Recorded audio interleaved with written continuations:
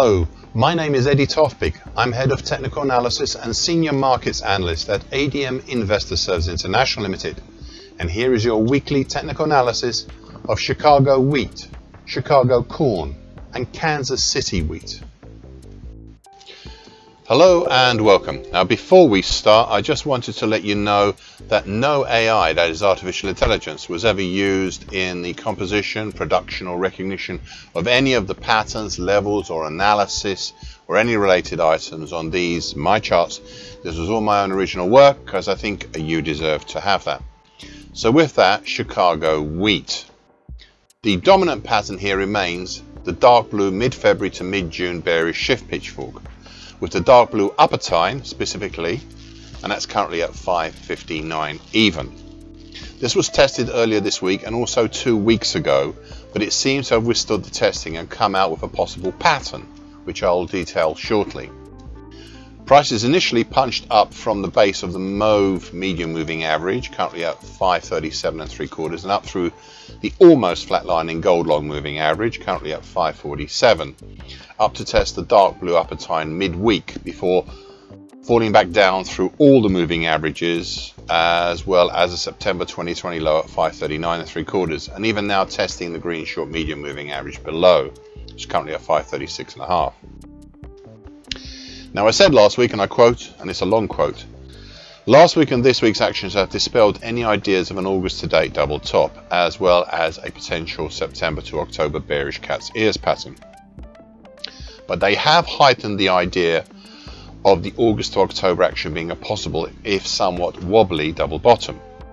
Hence I've laid out some potential targets above of a primary target X up in the 582 3/4 area, and a secondary harder to reach target X1 up in the 598.5 area.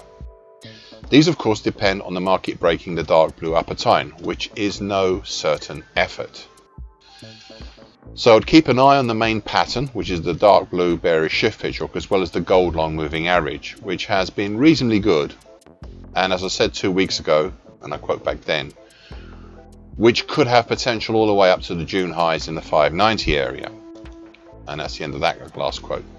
I carried on with the original quote from last week. I also note the congestion below at 545 1/4 and at 539 3/4, and that's the end of all the quoting. Despite the pullback, I will for now still maintain these topside potential targets, though if we head much lower then I will retire them, and this leads to the part where I lay out what may cause prices to move lower, and there were 2 things. Firstly, we're set up for this week to make a possible weekly key reversal. If we close tonight either over 542 1/4 or under 541 1/2, yeah, it's very interesting that. So quite a narrow range. If we close outside of these, we would have a weekly key reversal.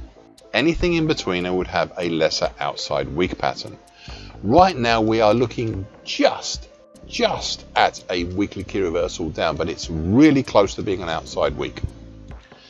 Secondly, the action itself between the last week of October to date looks like a possible small double top pattern. We're on the verge of triggering it, with moves below, if not closes yet, below the September 2020 low.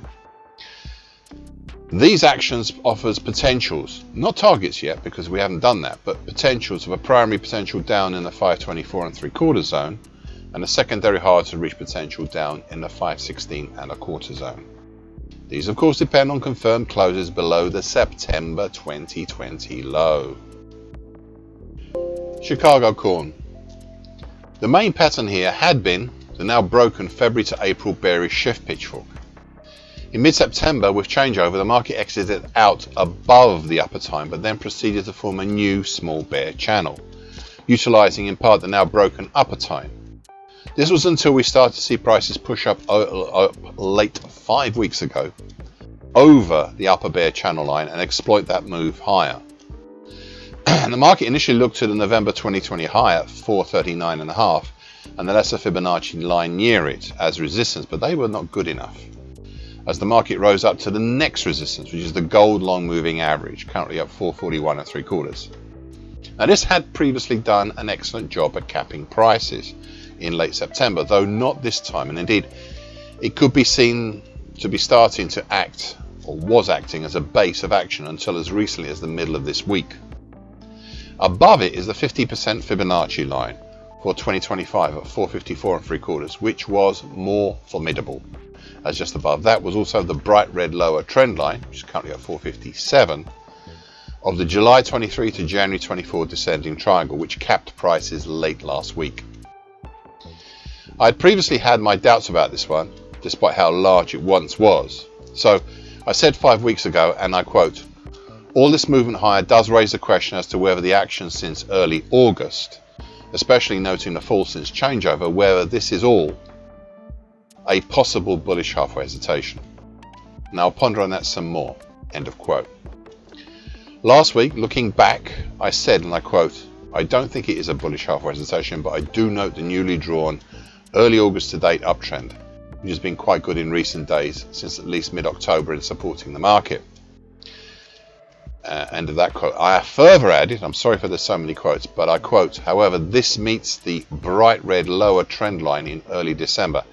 And as the market gets squeezed between these two, something will have to give." End of quotes. Well, on Wednesday this week, something did give, and it was the uptrend, with prices closing below the gold long moving average for the first time for a week and a half. And then yesterday, prices further moved lower down through the rising green short medium average, currently at 439, for the first time since late August. If we confirm the move below the green short medium moving average today with another consecutive close below it, then we have a fairly free zone below all the way down to the next congestion. And that's the combination of the mauve medium moving average, currently at 426, the important 50% absolute Fibonacci line, I can't understate that one, at 425, and of course the October low at 425.5. This possible move low will be one to watch, as it will determine the future health of this market to go further down, to hold, or to retrace higher. Kansas City wheat. Okay, so I said 3 weeks ago, and I quote, "We have a major issue here." End of quote. It's a very short one. The original driver to the market lower, the February to March bearish shift pitchfork, had given way on the top side over to the newer bright green March to June bearish shift pitchfork, and this in turn had seen the bright green upper tine, which is currently at 526.5, pierced and broken, and late 2 weeks ago and early last week being used as a base for a move higher. Earlier, the flatlining medium moving average below, currently at 528 even, had eroded the rise and in turn became support for the move higher. And it had only been the combination of the slightly declining gold long moving average above, which is currently at 546, and the March 2024 low at 551 that had capped the rise. This led to the following scenario, similar to Chicago wheat, but at the time last week possibly more defined. We have an August to October double bottom with a primary target X up at 575.5 and a secondary harder to reach target up in the 591 3/4 area.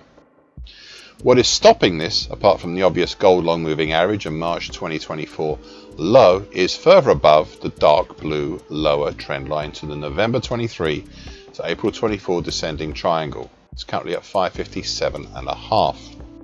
and the March 2021 low at 559.5. And to be honest, neither of these are that good. So it comes down to the gold long moving average and what the market does to it. And it had been pierced before back in June, but prices spent only a short time above it, and it may happen this way again. But as I said last week, and I quote, "I'm hoping that if it does, then perhaps it will be enough to achieve the primary target X." And that's the end of the quote. Well, since my commentary last week, we have also developed a possible late October to date double top, which has seen prices drop back down through the bright green upper tine, as well as the mauve and green moving averages. This drop had been enough, even enough that they were not even confirmed, to indicate potentials below, short-term potentials, that may affect the top side targets X and X1 above, but would still require a close assessment of the market if these new ones are reached. Now, this will very much depend if we can close below the green upper tine and also the green short medium moving average and the mauve medium moving average, and obviously the August 24 low.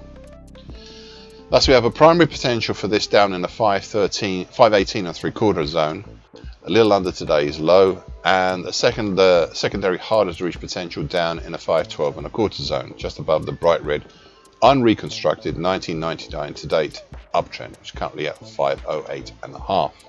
Please remember, this is not confirmed as yet, and it very much depends if we can close below those three areas of support which are holding the market up at the moment. Thank you for listening and watching this broadcast. This weekly broadcast gives the essential market patterns and consequences. Please be aware of the risk disclaimer posted both at the front and at the back of this broadcast. The copyright is Eddie Tofpik and ADM Investor Service International Limited. And here comes the final important bit.